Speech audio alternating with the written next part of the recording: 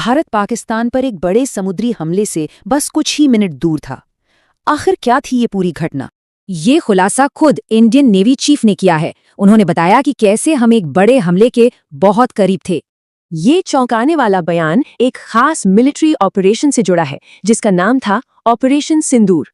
और ये सिर्फ नेवी का मिशन नहीं था, इसमें भारत की आर्मी, एयरफोर्स और नेवी तीनों शामिल थीं। वैसे तो तीनों सेनाएं थीं, पर आखिरी और सबसे तगड़ा प्रहार करने के लिए नेवी पूरी तरह से तैयार थी।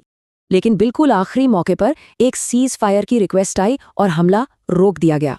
तो सवाल यह है कि नेवी के निशाने पर कौन सा शहर था? टारगेट बहुत बड़ा और स्ट्रेटेजिक था।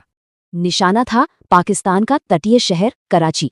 यहाँ एक हमला होता तो पाकिस्तान की इकोनॉमी और मिलिट्री की कमर टूट जाती। हमले के लिए इतनी तैयारी दिखाना ये बताता है कि इंडियन नेवी का काम करने का तरीका अब बदल चुका है।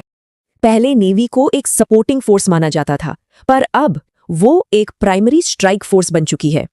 और ये नई ताकत आती है ब्रह्मोस जैसी एडवांस्ड मिसाइलों से, जो तीनों सेनाएं इस्तेमाल करती हैं। सोचिए, आर्मी ने इसका जमीनी वर्जन ऑर्डर किया है जिसकी रेंज 900 किलोमीटर है।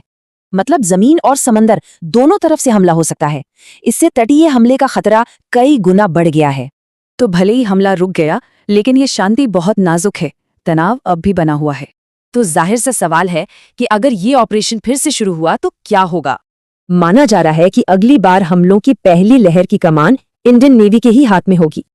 और ये तनाव सिर्फ यही नहीं है, दुनिया भर में इस वक्त कई मिलिट्री कॉन्फ्लिक्ट्स चल रहे हैं। इस खुलासे के जरिए भारत अपने पड़ोसियों और दुनिया को एक साफ और सख्त मैसेज दे रहा है। मौजूदा हालात को देखते हुए एक्सपर्ट्स मानते हैं कि आने वाले सालों में एक और टकराव हो सकता है।